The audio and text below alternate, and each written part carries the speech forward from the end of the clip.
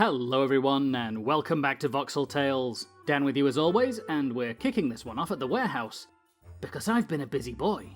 The Stuffalith is gone! Hooray!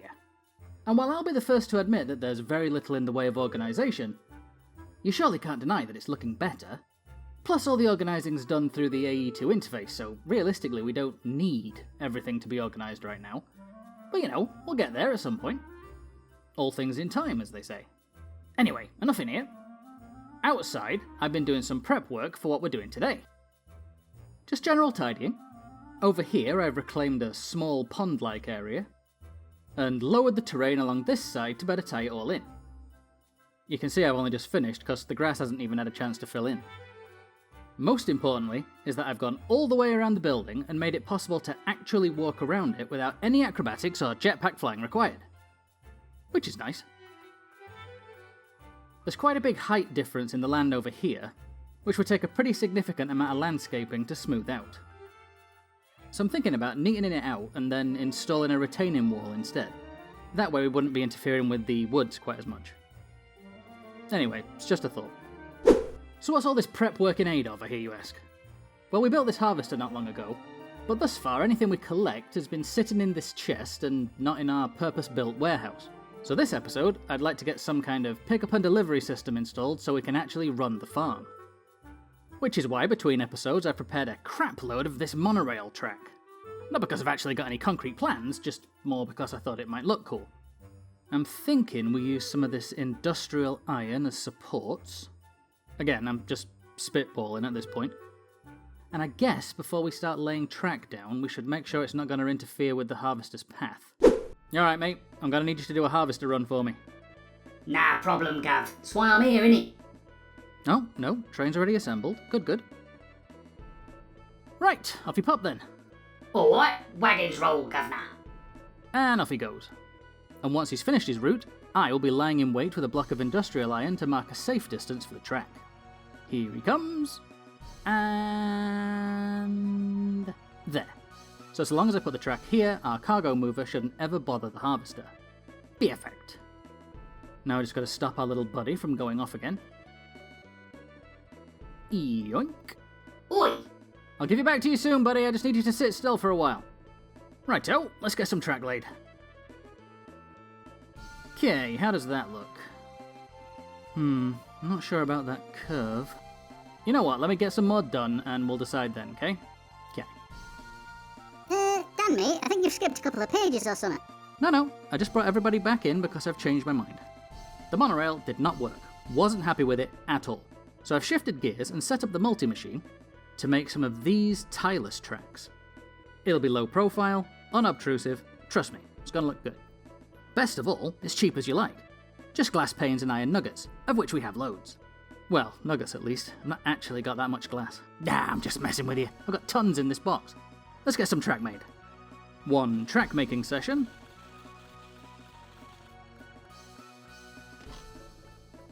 And a quick jetpack top up later. And I was whizzing my way back to the farm for another stab at track laying. Okay, let's do this.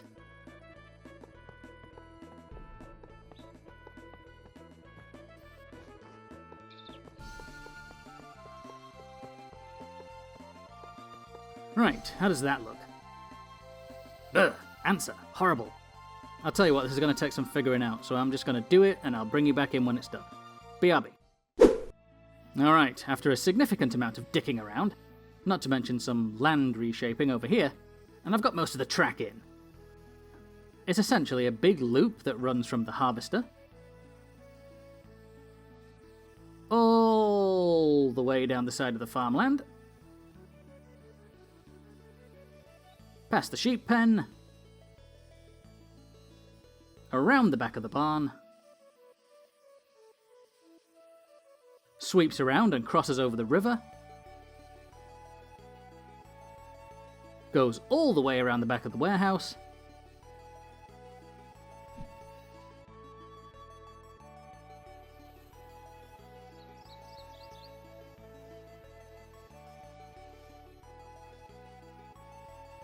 then back over the river the other way and back towards the harvester. So really all we're missing is a couple of bridges to get us over the river. And I'm not happy with this curve at all, so that's going to come out.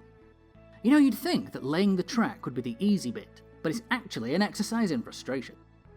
Thankfully, after a lot of back and forth, I managed to come up with a layout that got the track comfortably over the river, without being too unrealistic looking or otherwise hampering the functionality of the river itself. Now I just need to build a bridge under it.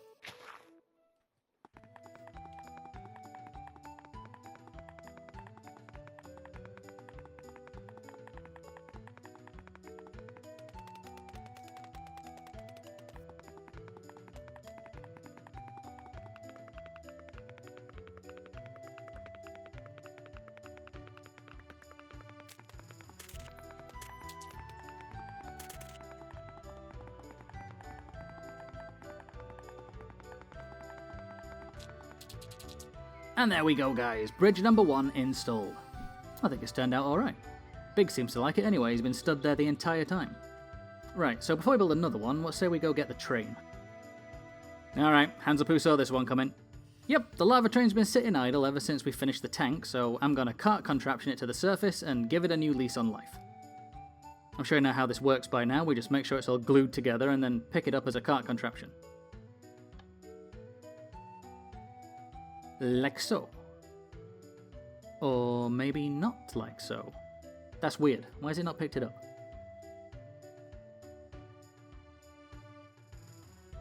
Huh, okay. So it has picked it up, it's just cloned it? Or the other one's a glitch? Either way, I've got the train in a contraption. Good enough for me. As for you, little mate, I will come back for you once I've got everything ready up there. And once I figure out how to get you up there, because you probably can't come through a waystone. Affirmative. That's right, our little robot is back online. I didn't like how it was just an empty shell since we transferred its OS into Kate, so I got her to make a copy of her original state and put it back in the robot. He's none the wiser beyond not knowing how his internal clock got out of sync, so he's fine. Now, it's night time.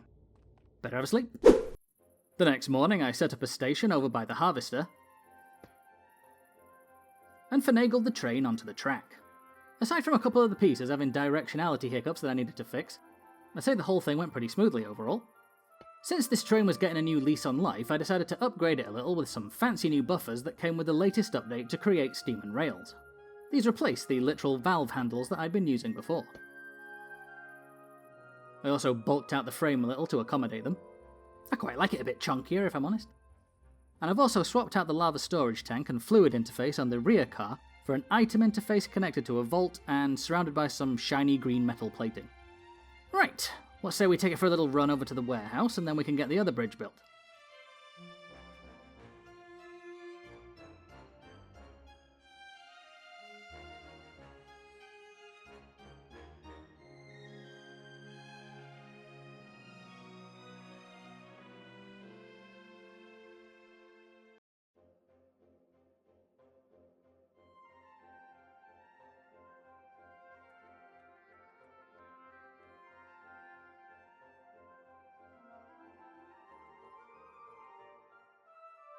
Huh.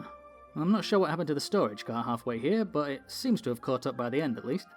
Right, this other bridge is going to be quite a bit bigger and will likely take me longer to figure out. So I'm going to do that in creative and then we'll time-lapse the schematic and installing it. I'll see you in a minute.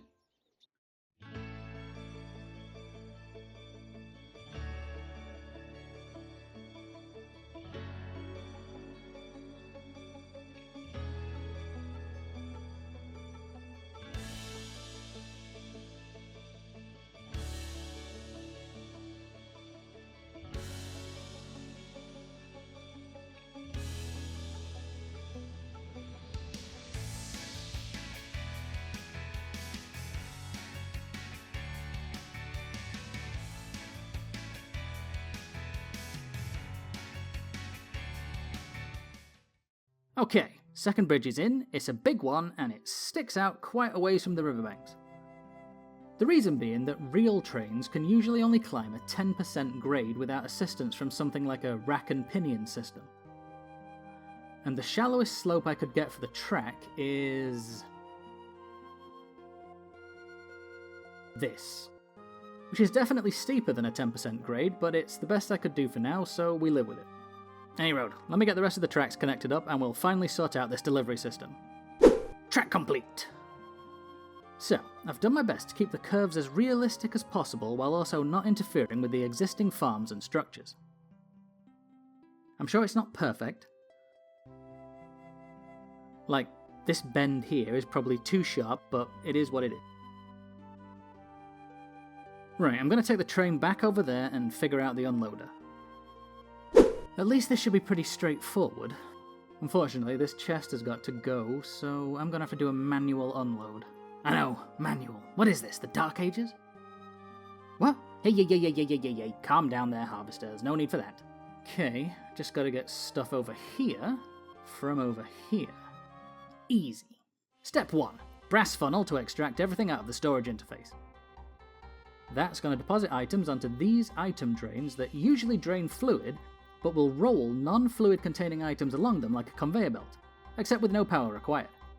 Bonus. That's all going into an item vault, via another funnel. Just make sure that's set to intake. And because I'm going to need to extract multiple things from it, I'll extend the vault a bit. This funnel will go to the automatic composting system, and this one will head straight over to the train for loading. We're going to need a belt running over here, and a funnel set to intake again.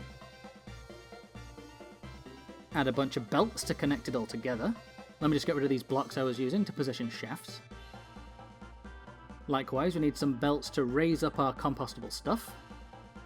That feeds a composter setup like we had over by the windmill.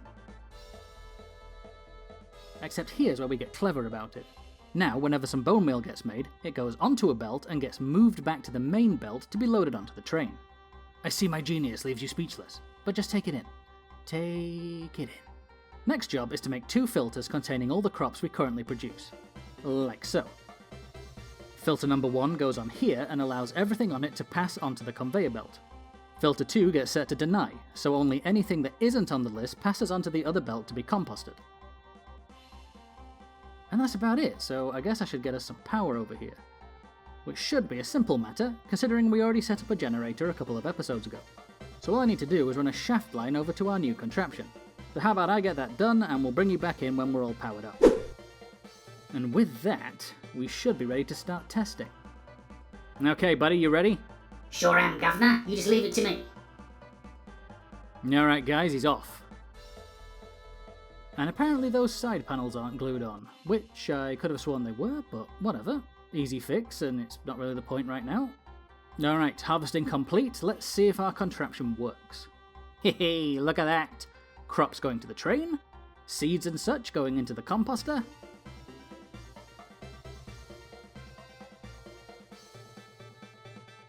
Oh, and there's a bit of bone meal, straight onto the belt and off to the train. Get in! Right, so, next job we gotta get it unloaded at the other end. Meet me over at the warehouse. Big, what are you doing in here? Come on, outside with you. Honestly, I give you a whole farm to play around on, and you're hanging around in a warehouse. Alright, now stay over here with the others, you daft bugger. The unload system was actually very simple. Just poke a hole here so I know where we're putting it. And that's literally it. Train pulls up, items get dropped through the chute into the drawer access point, and fed straight into the storage system. Simples. So I'll just nip inside and put those wall blocks back in. And back out here, we'll set up a drop-off station. Which, based on the length of the train, I think should go... here? No, here. Yeah, I think here.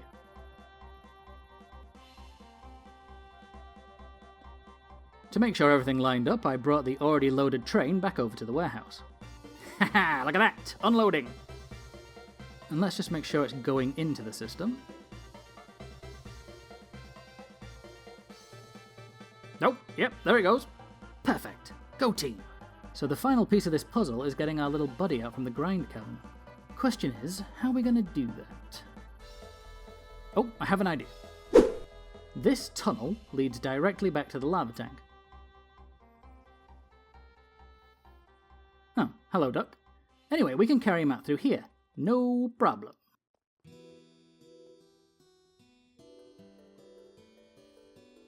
Buddy! Oh, right. You're still here. Question is, are you actually here?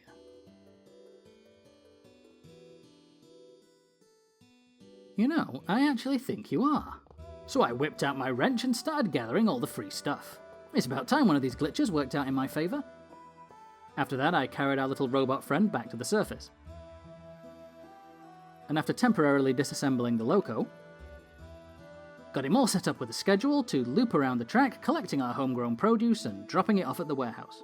Probably gonna need to slow him down a bit though. And once I'd given our other little friend his schedule back, everything was finally up and running. I even put a bit of time into giving the composter a little parallel processing upgrade. You know what? I think we did good work today, guys.